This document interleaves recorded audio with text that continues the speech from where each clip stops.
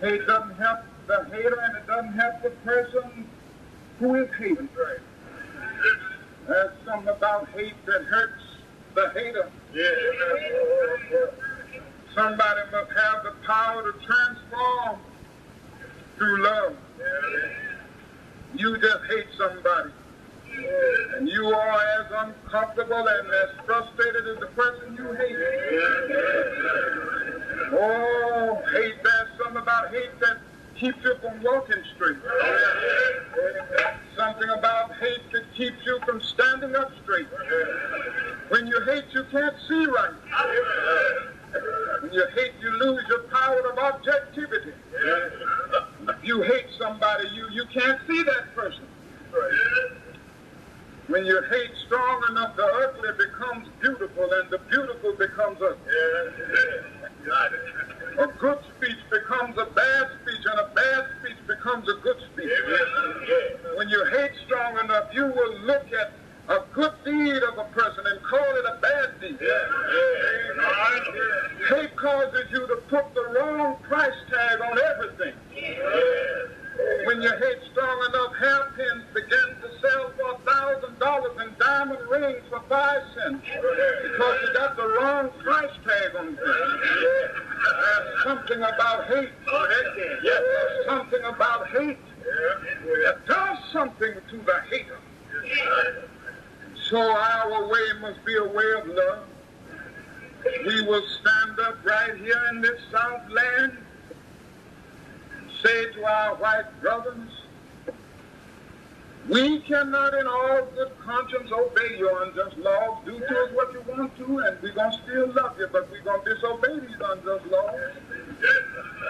And when you put us in jail, we're going to still love you. Whatever you do to us, we're going to still love you.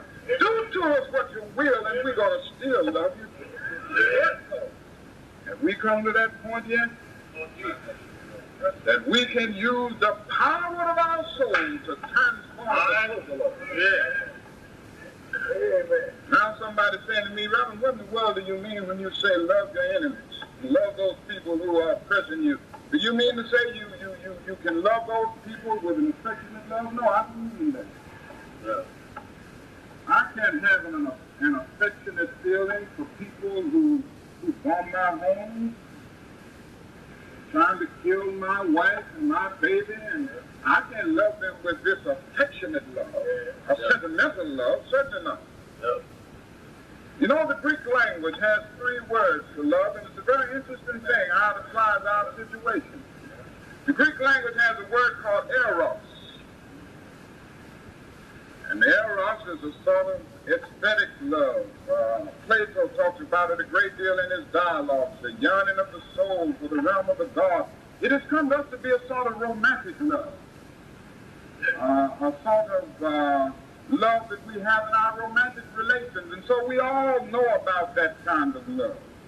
We all know about it. We have all been a part of eros. I guess Edgar Allan Poe was talking about eros when he talked about his beautiful Annabel Lee with a love surrounded by the halo of his sin. I believe Shakespeare was thinking about eros in a sense when he said, love is not love which alters when its alteration finds a bends with the remover to remove.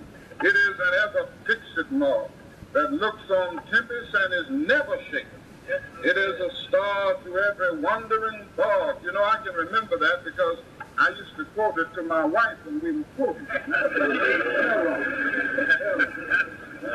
And the Greek language talks about philia, which is another love, another level of love. This is a sort of personal affection. It's a sort of reciprocal love. It's an affection between personal friends.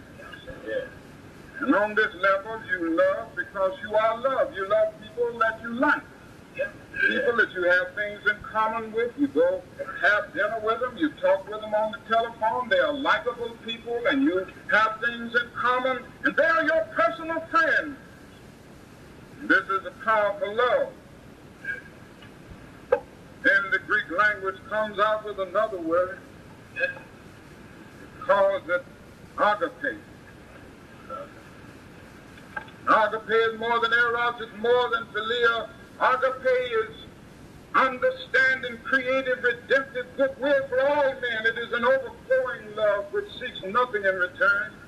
Theologians would tell us that it is the love of God working in the lives of men.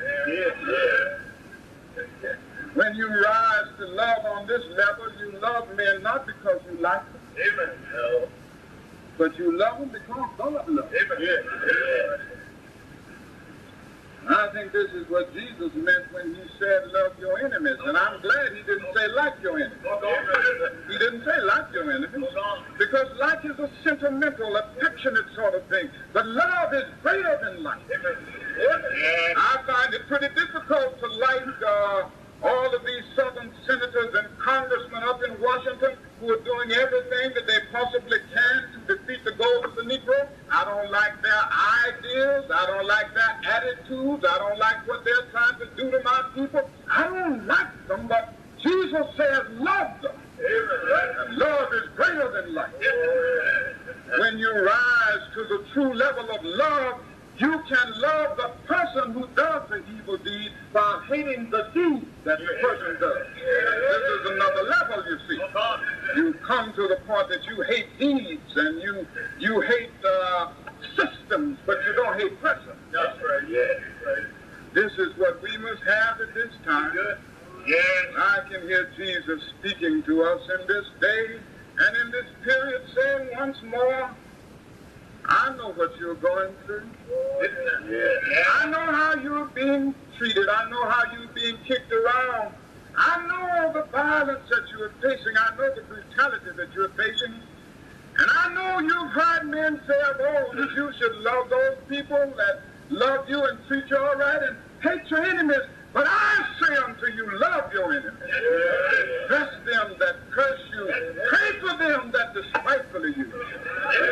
And only through this method can you matriculate into the university of eternal life. Only by loving. And this is the way. History reveals to us that we can achieve our freedom.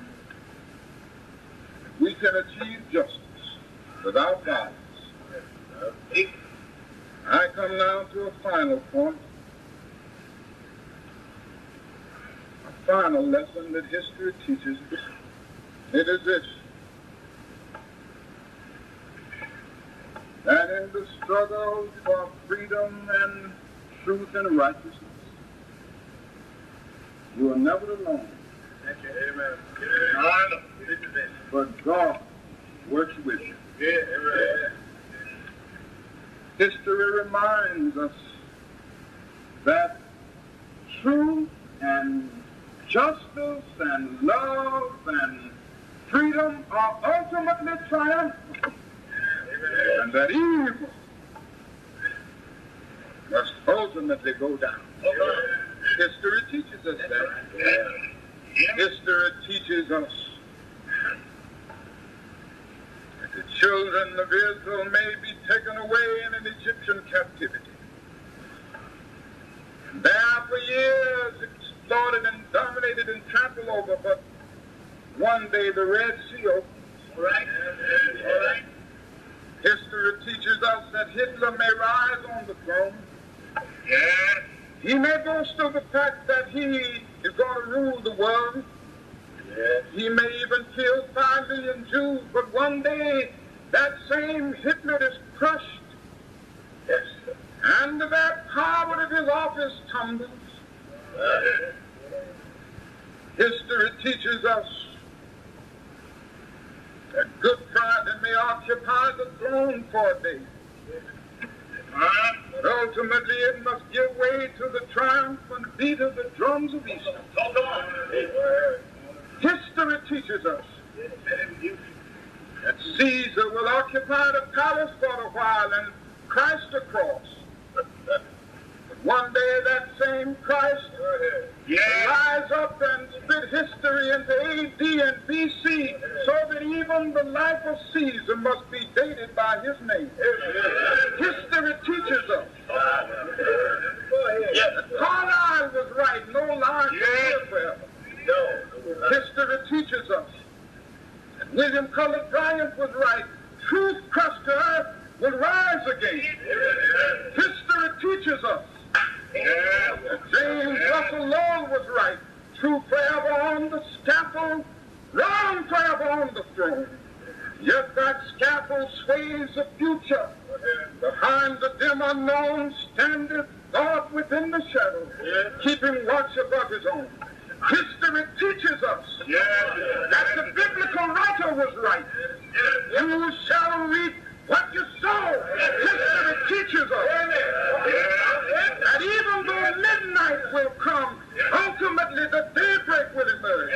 History teaches us that Longfellow was right. Be still, sad heart, and cease repine. Behind every dark cloud, the sun is still shining. History teaches us we must never get weary. And I say to you this evening, be of good courage. Cheer up now.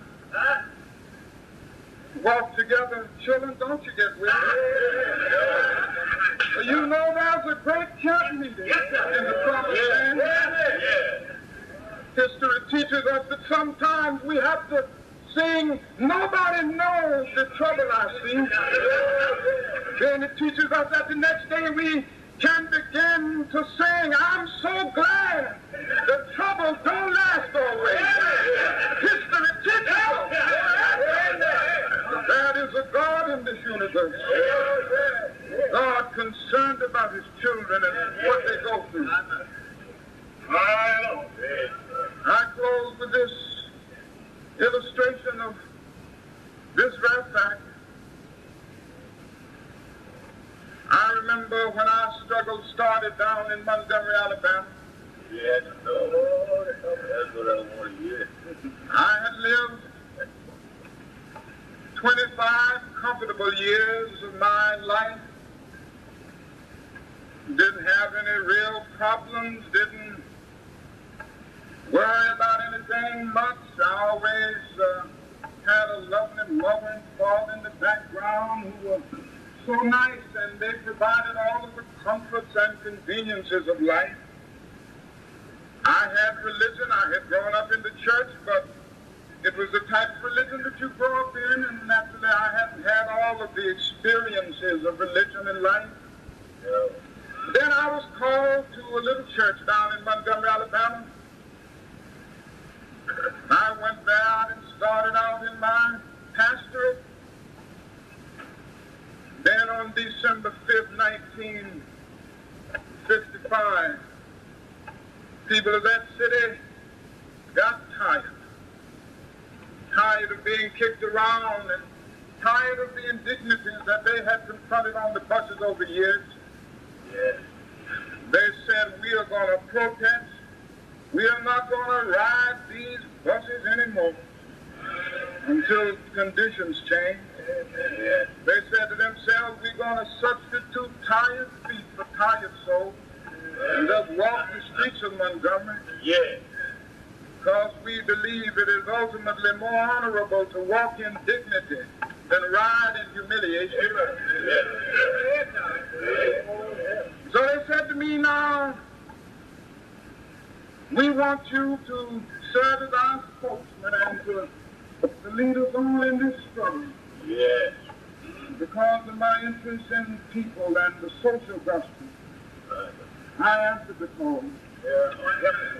Things went smoothly for several weeks, several days. But then about the middle of January,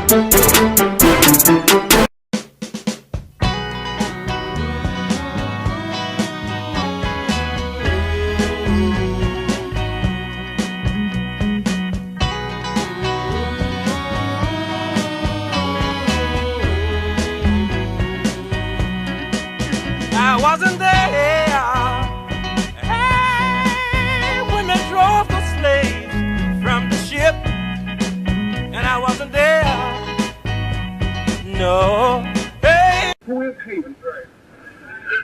There's something about hate that hurts the hater. Somebody must have the power to transform through love.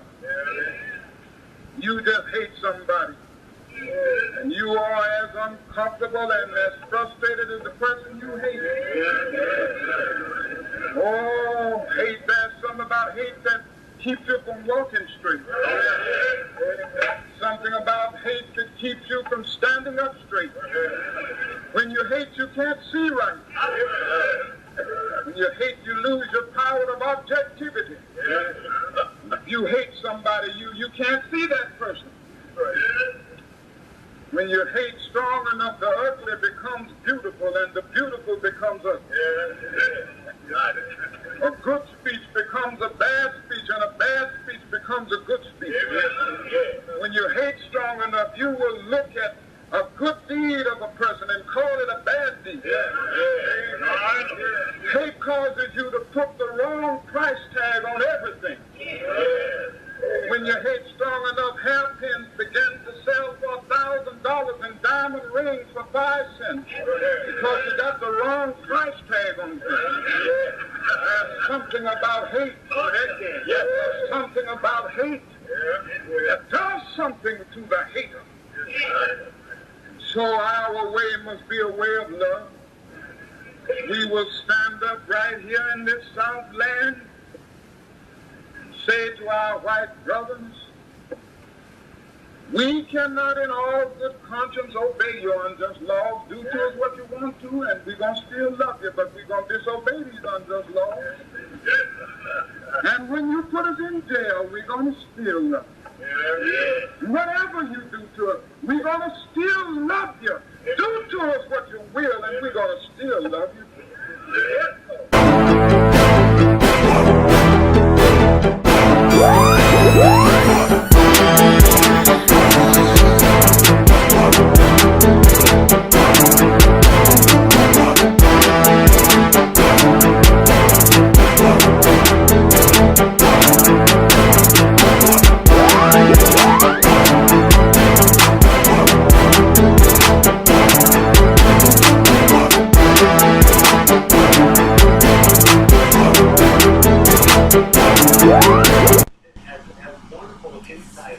This is all about the chicken that ate the rat, and that is Mayor Whippaloo. And these are council members, and it is what it is. Something is wrong with us. Something is wrong with us. We don't act like we supposed to act. Some of us don't want to be black. God's creation of man was in the color of black. Then he made a woman to look just like that. Let me tell you, something is wrong with us. Something is wrong with black people. Oh Lord, something is wrong with us. Oh Lord, something is wrong with us. Let me tell you, when you go to school, reading the school books, you read about the Greeks and you read about the Romans. Then you go to church on Sunday, you sit down in the pews, and everything you're listening to, none of it is about you. Let me tell you, something is wrong with us. Hey, Lord, something is wrong with black people. Something is wrong with us. Oh, yeah. Something is wrong with us. This is an open letter to all people. White people, black people, yellow people, red people. Now the world cannot go on any longer living these lies. The truth must be told if we truth, call Ask Walk Crazy. Area code 214. Phone number 371-0206. And I want you to call Ask Walk Crazy. And I challenge President Bush and all the news media, ABC, NBC, Fox, CNN, and CBS. I want you to call Ask Walk Crazy and put him on TV. Let him tell the world all the things that I see. Hey, hey. Something is wrong with us. Oh yeah, something is wrong with black people. Oh Lord, something is wrong with us. Woo-hoo. Something is wrong with black people.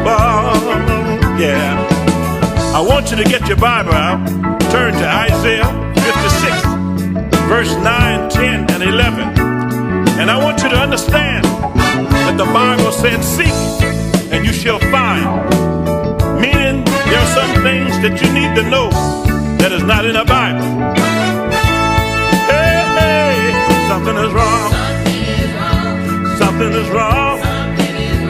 Something is wrong. Something is wrong.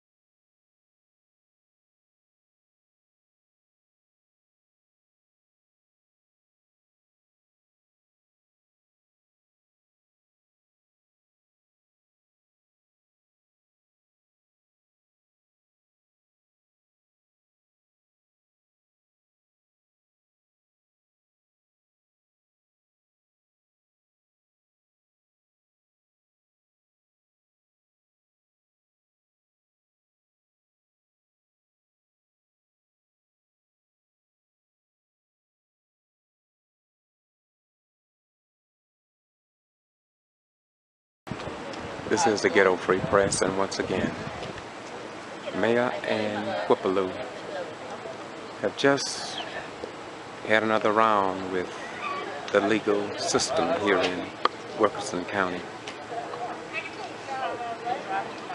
And you will be hearing much about this case. It still is not over yet. You see now Mayor Whippaloo's attorney is coming out of the courtroom at this time. We're going to try to get him to answer a few questions for us if we can. Hold on just a minute. How you doing? Good. How you doing, my brother? How's it going, man? Good. Peace be unto you. What happened in there today, brother? Well, we had a little hearing. Got the interlocutory injunction hearing out of the way, so we're waiting on the judge to determine what ruling he's going to enter with regards to whether or not the mayor would be continued on this temporary restraining order where she is not allowed to exercise her duties as mayor, or whether or not he's going to modify it or vacate it altogether. When you call up and start asking questions to that auditor, I think that I watched both sides that was in the courtroom. It seems as if though they just may have he had hit on a subject that maybe some other people wasn't aware of. Did you notice anything like that, or are you just going to leave it like it is? I had my back to the audience, so I couldn't really determine what kind of reaction the audience was giving with regards to his testimony. But I hope that would be the case, because if you're a taxpayer and citizen of the city of Gordon, you should be concerned about money in the sums that he indicated are missing or haven't been accounted for. So I would hope that any rational, prudent taxpayer would be concerned about that testimony. Okay. Looking at this stage of the case, how do you feel about the case? I mean, a lot of people thought that, well, maybe just going to be drawn out a little longer, and everybody got question marks. What's your take on it? It seems that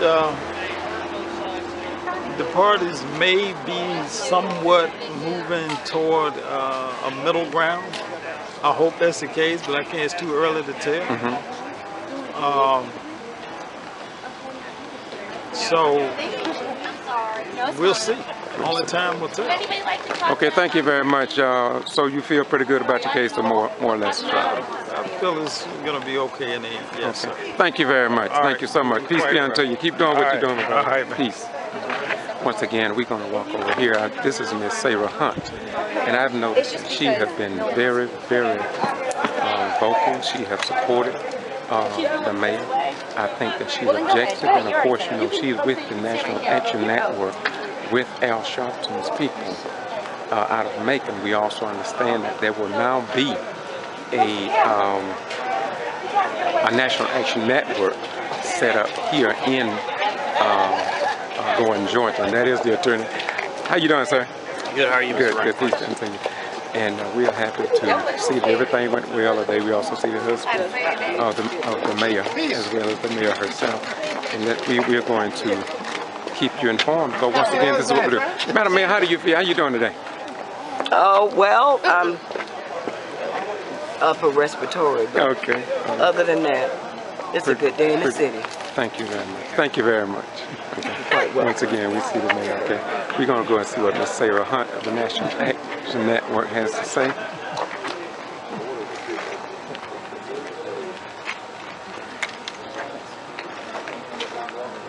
And once again, we can see here at the Wilkins County Courthouse that we have a number of law enforcement officers, the county and the state. I think we got some policemen too. Just keeping the peace, that's what they get paid for. Some people may frown upon it, but they must keep the order, and it works on both sides. They're doing what they were called to do, and after all, they are peace officers. Georgia chapter, and we have a sub-unit here in Gordon, called Gordon Wilkinson County branch of the Middle Georgia chapter of National Action Network. So what brought you out here today? Mayor Neww is a member of National Action Network.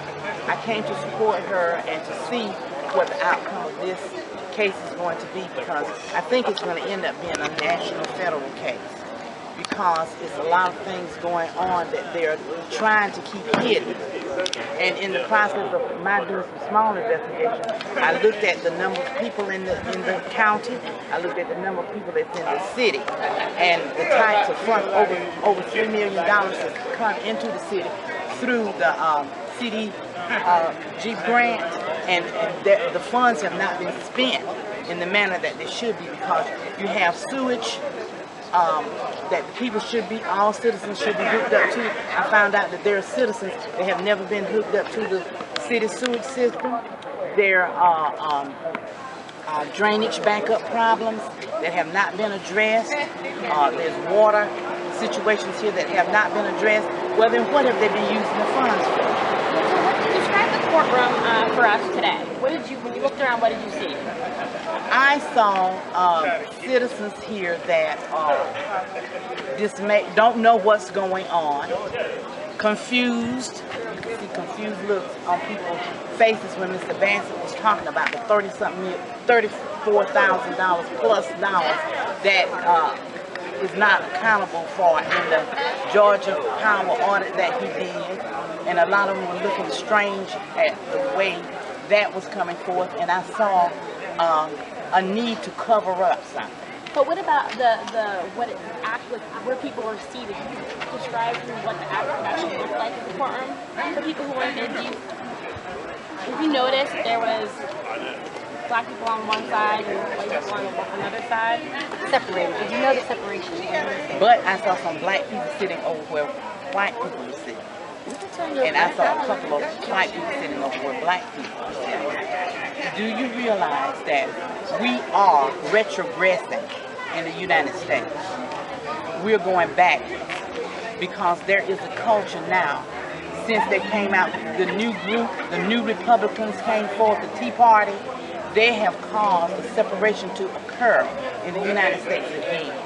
And we can stop saying that there are no racial divides. There are. We can no longer say that there are no racial issues. They are. And 95% the reason why we're having this problem here is because Mayor Lou asked for an audit. That is something that every city newly elected mayor has done and should do. You don't go into somebody else's business and not get an audit. I worked at DeSoto Hilton in Savannah. When the new management came in, the first thing they did was have an audit of all departments, including the one that I worked in, to make sure where the company stands, the weak parts of the company, the strong parts of the company. There has to be some accountability. One problem I have with what happened in Gordon, they did not have a transition team. They did not do proper transition. And that creates a lot of problems. And you have Mayor Pro Tem who wants to be mayor because he ran and did not win in previous years, and he knows that the people will not elect him. So I feel if the judge does not, he moves for her to be removed, she can't run again, and I believe she will be re-elected because the people want her. She has a heart for the people, and what she wants to do is make such improvements in the city, improvements in the housing, improvements in the road situation, bring some things to Gordon that will make the city become a viable part. They got the new bypass there. That they should have some type of hotel in the Gordon area. Gordon is sitting right there. It's in a prime location that have some serious business development and business flowing in their area. Now, before the judge let out, he did say that he hopes the city will come together collectively and make a solution before he has to rule that she is But it's not the city. I would be surprised if it's more than 20 people.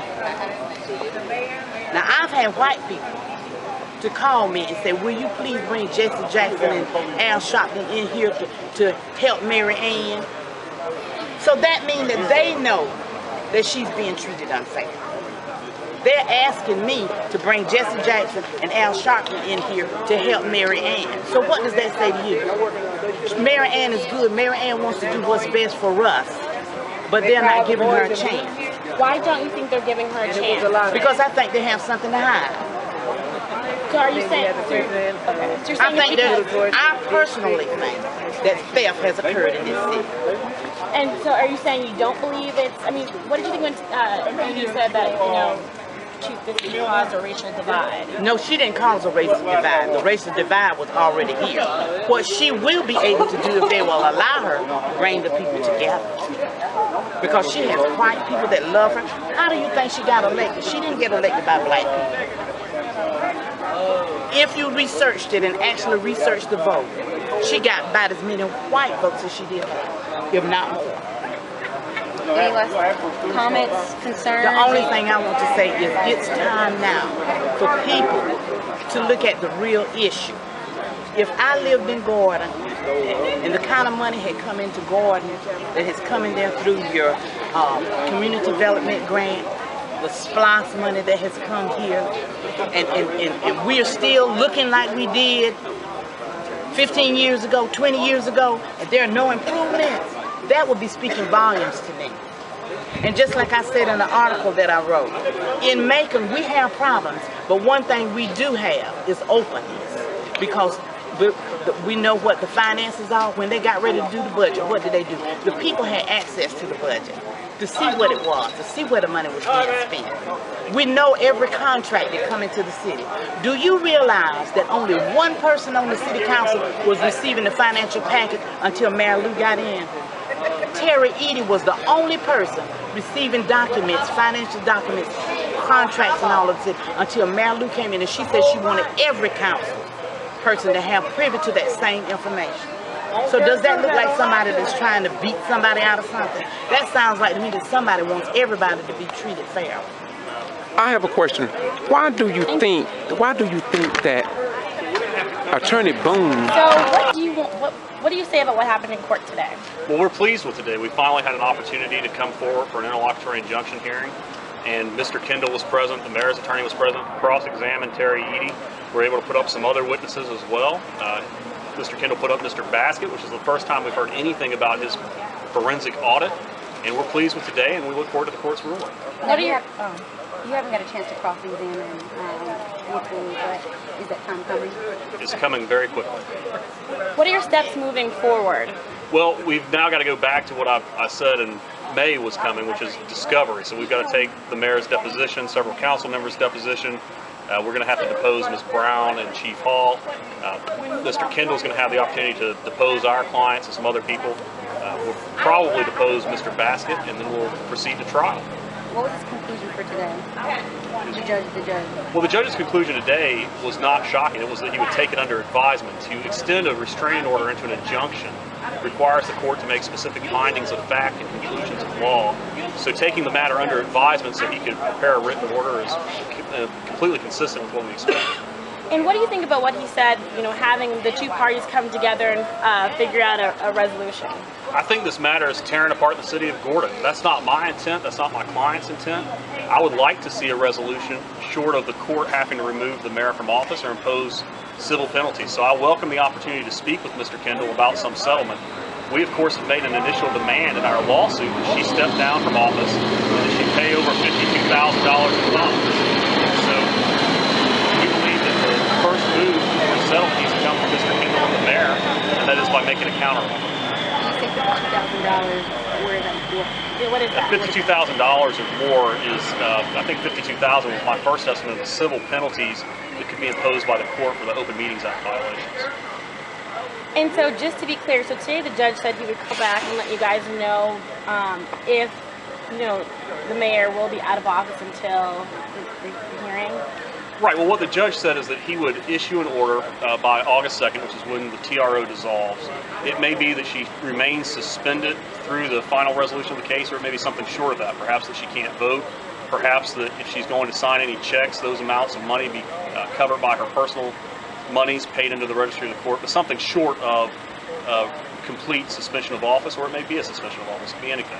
So we're just waiting until August 2nd? Well, August 2nd or until whenever we get a ruling from the court. But I don't think we're waiting, though. I mean, I sincerely have taken the court's thoughts to heart, and I hope that we can reach a resolution without Judge Reeves having to do anything else. When do you plan to speak to Kendall to talk about the resolution? I would think within the next 24 hours. And September, October, if it comes to that, that's when you guys would have a hearing? Right. If it comes to a final trial of the case, it'll be a full trial. It'll last a whole lot more than half a day. It'll probably involve anywhere from 10 to 20 witnesses, and it'll take a couple days, the better part of a week. Anything else you'd like to say that we didn't ask? No, we're pleased with the opportunity to have had our case heard. For an interlocutory injunction, we look forward to the court's ruling, and we sincerely hope that we can work this out. Thank you. Thanks.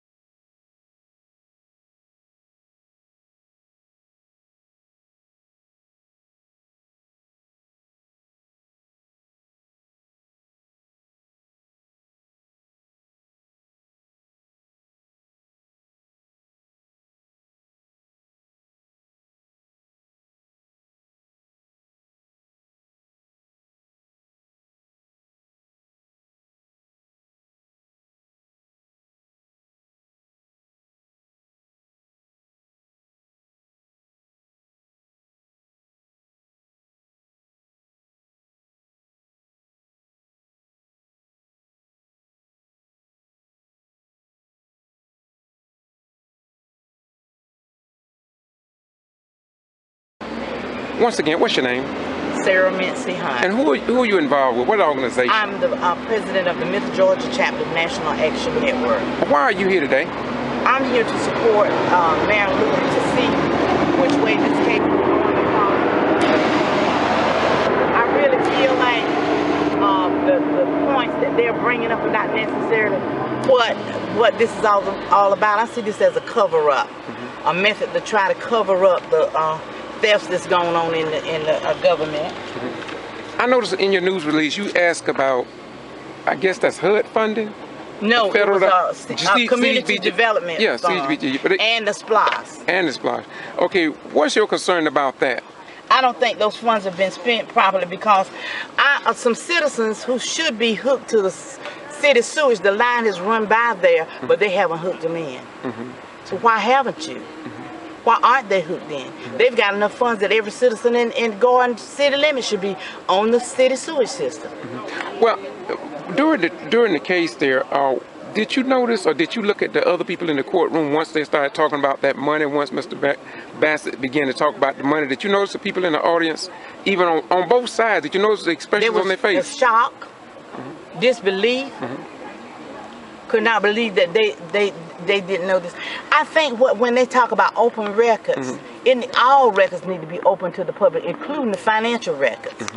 Now, like for instance, in Macon-Bibb County, when we go to the meeting, they have all those things already laid out. We know every contract that's coming before the city. We know when the budget was done, the budget was brought to the citizens so we could see and get a chance to see what the line items were in the budget. I don't think that's ever been done here. And when I heard that the only person who was receiving a packet of city information was Tawana Brown until the mayor said she wanted every council person to be privy to that information. That was a problem. Why do you think that throughout the case, at the beginning, it was amazing to me the stumbling blocks that would seem like were put in front of the auditor by Attorney Boone? Why do you think he would do that? I thought he should have had the best interest of the city. Well, he has all these companies that that's registered with the Secretary of State office, and I know one company that he has a contract with the city that's his, and I think that's Pet and Paul, something of that nature. I can't remember the exact name, but it's a company that he is president of, and they have contracts with the city. That's in direct violation of the city charter. Well, what do you think about, we get ready to close, what do you think about the participation today, the crowd? What do you think about, is the people really concerned about it? I think the people are concerned, but a lot of people are working and were not able to be here because of their jobs. And I can understand that. Some people have medical issues and they had doctor's appointments and everything. They didn't know when the trial date was. And it was after they had already made their doctor's appointments and different things of that nature. So therefore they couldn't be here because of those appointments. Okay. Lastly, how do you feel the judge did? You think the judge was open, or do you think he was kind of biased? I think the judge really wants them to come together and resolve this without him having to make a decision, because ultimately what he decides is going to affect him. It's going to affect his position on the judicial circuit. So therefore he's trying to get them to come to some type of point where they can have some mediation going on. Okay, in closing, the National Action Network, in terms of Al Sharpton and or maybe some of the other civil rights organizations, we have already, I've talked with the president of the Bibb County NAACP, and they're going to be on board with working with this case also. And I've already sent everything to the national office, and each time new documents come out, I send it in. And the attorney for Ms. Neww has been in direct contact with our national field director. Okay, thank you very much. What's your name once again? Sarah Mincy. And your position is what? President of National Action Network. Out of where? Middle Georgia. Thank you so much. Okay. This is the Ghetto Free Press, doing what we do because it must be done.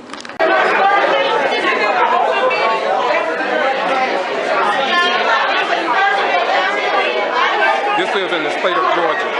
This is in the state of Georgia. I have said it over and over again.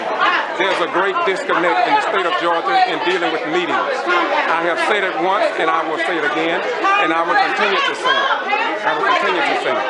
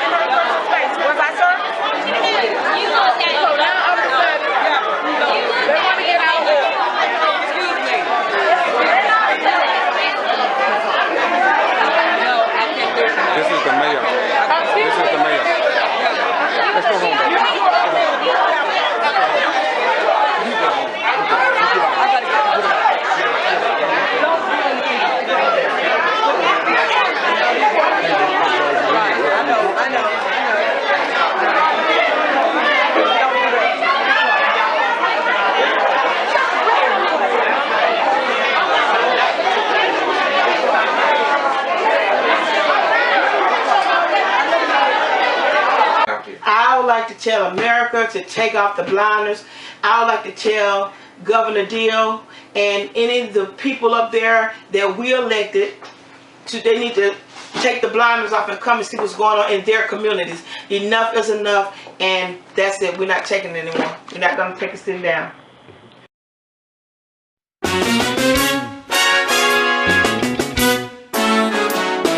Nobody ever wanna see anybody do good. Nobody.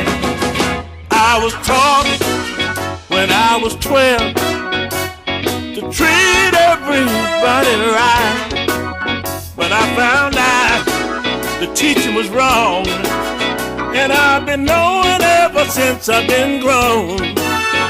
Nobody wanna see anybody do good. Nobody they want to see you in a pushmobile. Nobody they don't want to see you in a Cadillac. Nobody ever wanna see anybody do good. Nobody ever wanna see you do good.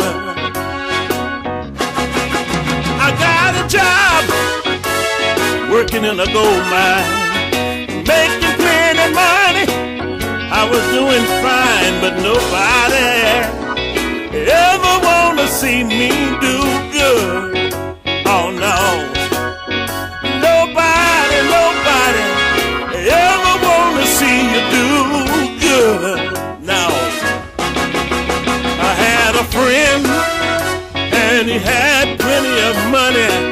Most of his friends acted kind of funny. They wouldn't speak when they saw him coming down the street. This dude walking around with $400 shoes on his feet. Nobody ever wanna see him do good. He had a Cadillac and a Rolls Royce too. This guy, nothing he wouldn't do for you, but nobody ever wanna see him do good. I'm for you, brother. Nobody ever wanna see you do good. Go on, brother, you got it. Everybody hating on you. Everybody hating on me. Everybody hating. Lord, tell me what can I do? I just don't know. Nobody ever wanna see anybody do good. No. Nobody, they don't wanna see you wearing fine clothes. Nobody, they want to see the landlord throw you out door. Nobody ever want to see anybody do good. No. Nobody ever want to see anybody do good. I'm gonna find me a part-time job. I wanna work every day. Still going to the gold mine though. I'll be done if I'm gonna give that up. Nobody ever wanna see anybody do good. No. Nobody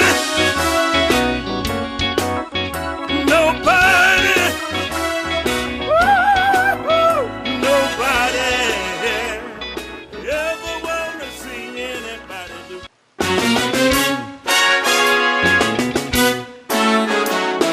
Nobody ever wanna see anybody do good.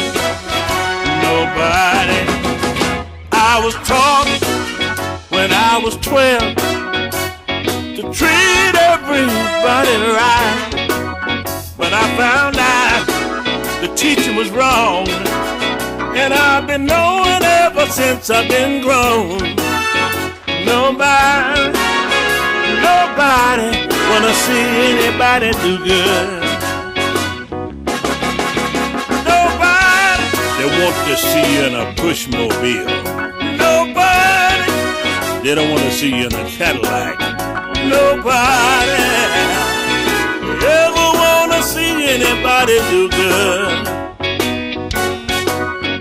Nobody ever wanna see you do good.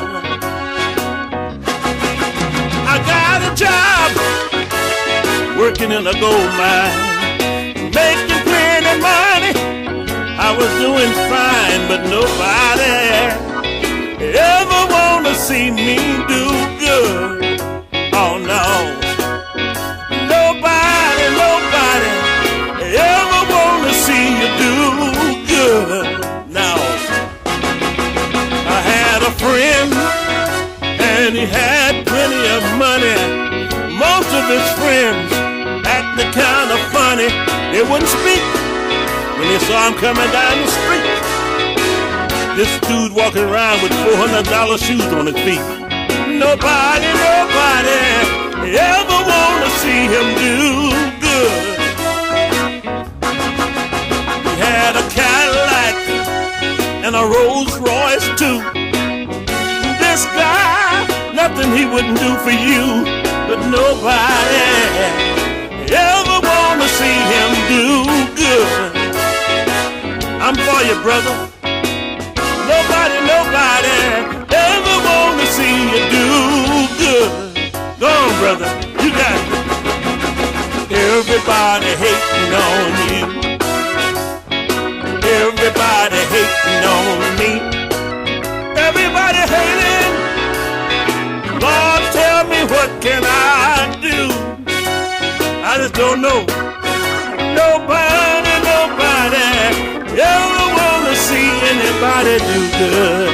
No. Nobody. They don't wanna see you wearing fine clothes. Nobody. They want to see the landlord throw you out door. Nobody ever wanna see anybody do good. No. Nobody ever wanna see anybody do good. I'm gonna find me a part-time job. I wanna work every day.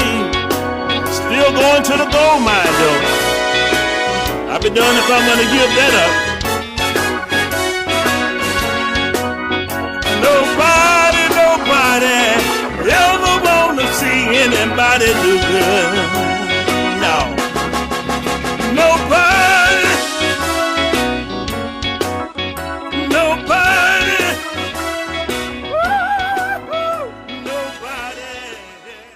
Who is hating? There's something about hate that hurts the hater. Somebody must have the power to transform through love. You just hate somebody, and you are as uncomfortable and as frustrated as the person you hate. Oh, hate, there's something about hate that keeps you from walking straight. Something about hate that keeps you from standing up straight. When you hate, you can't see right. When you hate, you lose your power of objectivity. If you hate somebody, you can't see that person. When you hate strong enough, the ugly becomes beautiful, and the beautiful becomes ugly. A good speech becomes a bad speech, and a bad speech becomes a good speech. When you hate strong enough, you will look at a good deed of a person and call it a bad deed. Hate causes you to put the wrong price tag on everything. When you hate strong enough, hairpins begin to sell for $1,000 and diamond rings for 5 cents because you got the wrong price tag on them. There's something about hate. Something about hate that does something to the hater. So our way must be a way of love. We will stand up right here in this Southland, say to our white brothers, we cannot in all good conscience obey your unjust laws. We do what we want to, and we're going to still love you, but we're going to disobey these unjust laws. And when you put us in jail, we're going to still love you. Whatever you do to us, we're going to still love you. Do to us what you will, and we're going to still love you. Have we come to that point yet? That we can use the power of our soul to transform the world. Now somebody saying to me, Reverend, what in the world do you mean when you say love your enemies? Love those people who are oppressing you. Do you mean to say you can love those people with an affectionate love? No, I don't mean that. I can't have an affectionate feeling for people who bomb my home, trying to kill my wife and my baby, and I can't love them with this affectionate love. A sentimental love, certainly not. You know, the Greek language has 3 words for love, and it's a very interesting thing how it applies our situation. The Greek language has a word called eros. And eros is a sort of aesthetic love. Plato talks about it a great deal in his dialogues, the yearning of the soul for the realm of the God. It has come to us to be a sort of romantic love. A sort of love that we have in our romantic relations. And so we all know about that kind of love. We all know about it. We have all been a part of eros. I guess Edgar Allan Poe was talking about eros when he talked about his beautiful Annabelle Lee with a love surrounded by the halo of the sun. I believe Shakespeare was thinking about eros in a sense when he said, love is not love which alters when its alteration finds a bends with the remover to remove. It is an ever-fixed love that looks on tempest and is never shaken. It is a star to every wandering thought. You know, I can remember that because I used to quote it to my wife when we were quoting. Now, the Greek language talks about philia, which is another love, another level of love. This is a sort of personal affection. It's a sort of reciprocal love. It's an affection between personal friends. And on this level, you love because you are loved. You love people that you like. People that you have things in common with. You go have dinner with them. You talk with them on the telephone. They are likable people, and you have things in common. And they are your personal friends. This is a powerful love. Then the Greek language comes out with another word. It calls it agape. Agape is more than eros, it's more than philia. Agape is understanding, creative, redemptive goodwill for all men. It is an overflowing love which seeks nothing in return. Theologians would tell us that it is the love of God working in the lives of men. When you rise to love on this level, you love men not because you like them, but you love them because God loves them. I think this is what Jesus meant when he said, love your enemies. And I'm glad he didn't say, like your enemies. He didn't say, like your enemies. Because like is a sentimental, affectionate sort of thing. But love is greater than like. I find it pretty difficult to like all of these southern senators and congressmen up in Washington who are doing everything that they possibly can to defeat the goals of the Negro. I don't like their...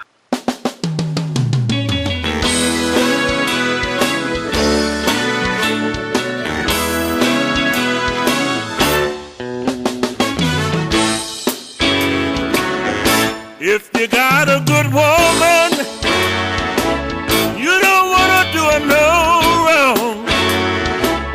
You want to work real hard and bring all your money home. You want to do everything to make things right so that you and your woman won't ever have to fight. This goes for you women. If you got a good man and he's standing by your side, working hard every day to keep you in a brand new ride, you got a man like that, you better hold on. You act a fool, Lord knows he'll be gone. You got a woman with a full-time job, helping you make ends meet, and you're acting like a fool, running around in the streets. Tell me, what you gonna do?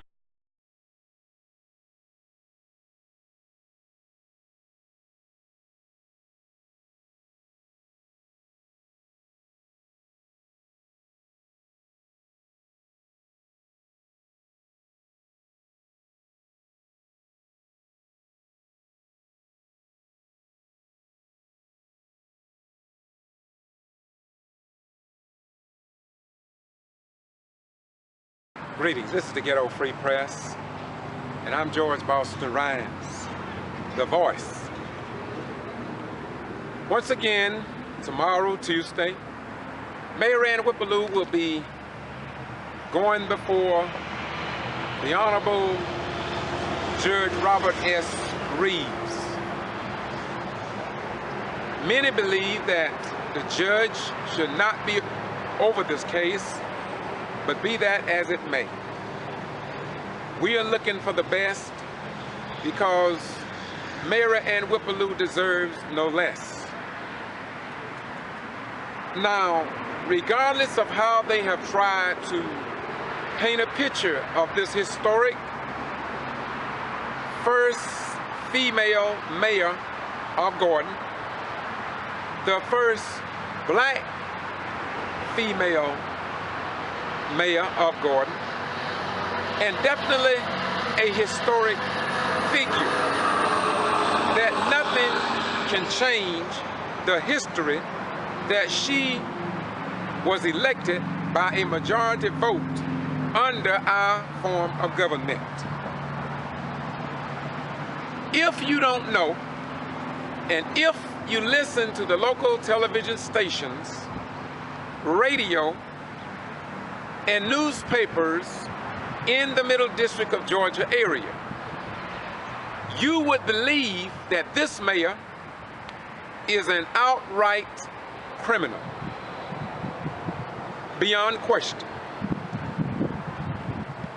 But we who look beyond the forest, we who look beyond the clouds after it rains, we can see much deeper than the shallow viewers who may have been persuaded by a version of the truth that indeed is not a true reflection of the truth.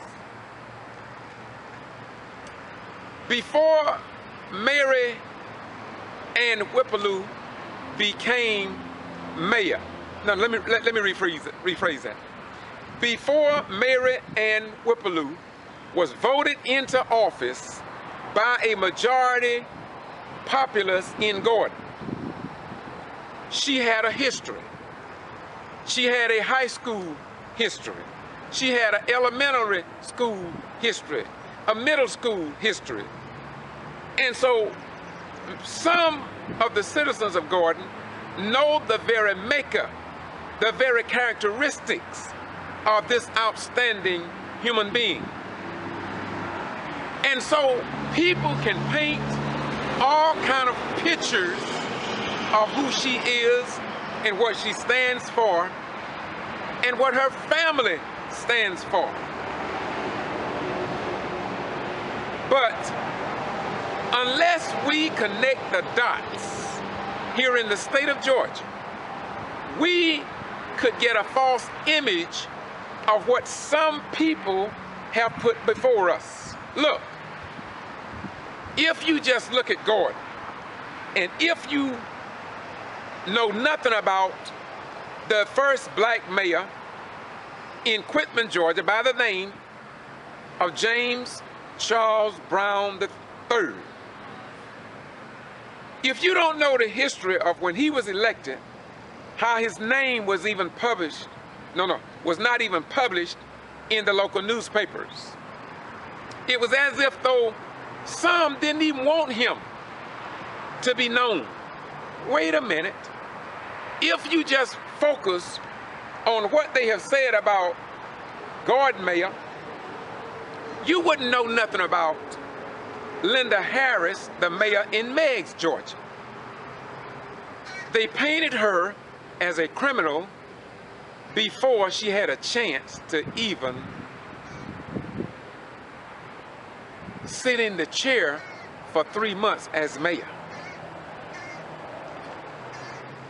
And it got worse when she asked for an audit of the books so they could show some accountability to the taxpayers. Now, if you didn't know that, and if you just focus on the mayor of Gordon, you would think that Linda Harris was a criminal. And I'm gonna put a pin in that, just check this YouTube. But look, if you think about Gordon Mayor and what they have accused her of, and if you think about the Quitman 10+2, which was 12 outstanding citizens in Brooks County that was charged of violating the Georgia voting procedures in the mishandling of absentee ballots, you would think that she or they were guilty. Moreover, if you look out into the field and if you see anyone of average intelligence, you would think that they were guilty. But there's one thing that we must do. We must always focus on what is truth, what is right in God's Word. This is the Ghetto Free Press. I'm George Buster Rhines. Peace be unto you. Bye-bye. We gone. Look, I know. You thought I was through. I thought I was through too. Look here. I couldn't be through because, have you ever heard of Dawson, Georgia? Chris Wright, a black mayor elected, and he was shot 6 times for whatever reason. I don't want to talk about that much because you already know about that. So if you just focus on Gordon's mayor, you would think that she is the worst person in the state of Georgia.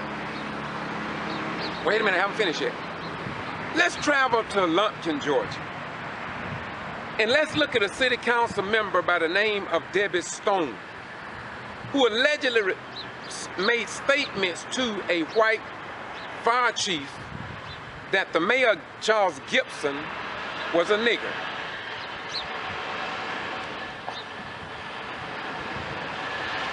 Now, we all understand that unless we have the information, we wouldn't know what was going on. We would think that Gordon and Mayor Ann Whippaloo just an isolated incident. So let us go a step further, and I'm gonna bring this to a close. I just want you all to think today. And I personally, if I was the Honorable Judge Robert S. Reeves, I would recuse myself from the case based upon common sense. That's what I would do under our form of government. And so people are asking if people are not connected to getting rid of this first black mayor. Look, have you heard all this stuff in the paper about the mayor of Gordon? Do you remember anybody asking for the impeachment or the removal of certain mayors back in the 60s that put dogs on black folk, denied black folk the right to vote? And in some cases, you look further back down in the annals of history, mayors enforced laws wherein black people could not even marry. Do you remember in the historic archival record? No. I'm not playing the race card. After all, if I'm playing the race card, if I am playing the race card, as people want to accuse me of, just remember that I did not create the ball, and I definitely don't own the land where the basketball court or the football court is. You get it? And so let's just face and focus on the facts. They call her a racist. We know who the racists are. We know.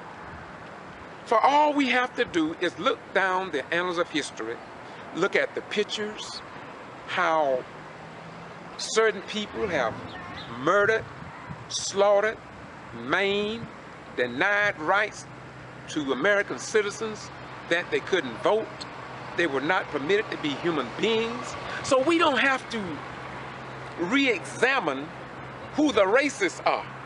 For God have made it possible for us to just look at the historic archival record and find out the truth. After all, St. John 8:32 says, and you shall know the truth, and the truth shall set and make you free. Look, there have been mayors who did things that was worse than even the things that they accuse this mayor of. And they were done overtly. They were done against the best citizens in some states throughout the United States, and they never asked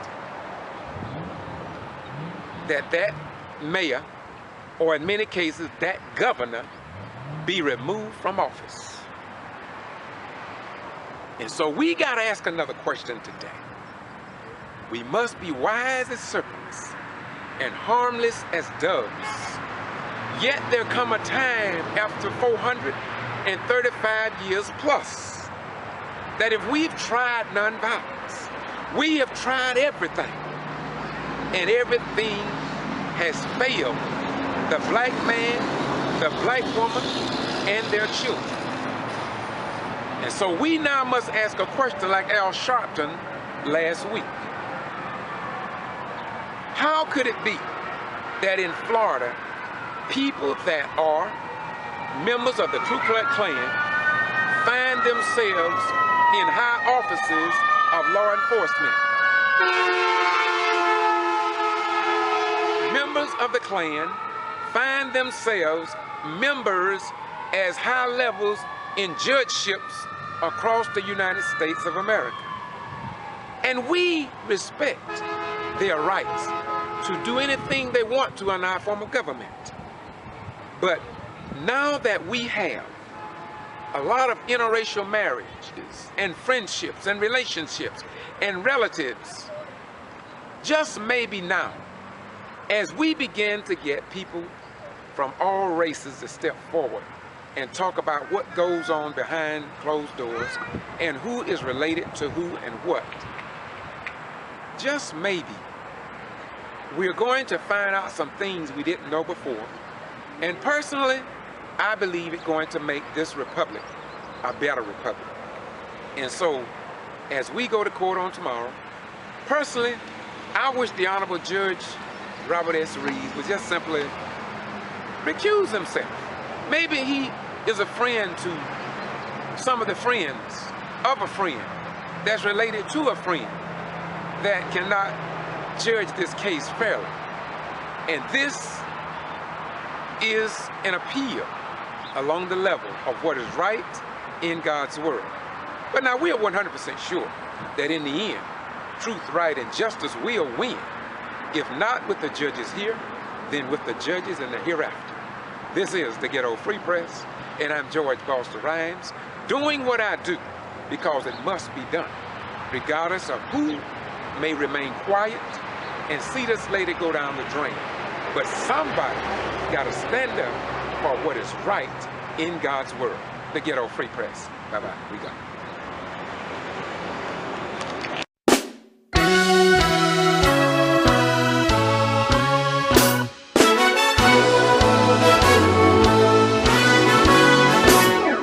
How can you do me wrong when I'm doing you right? Baby, when I'm doing you right. Yeah, I bought you a car, house, and a diamond ring.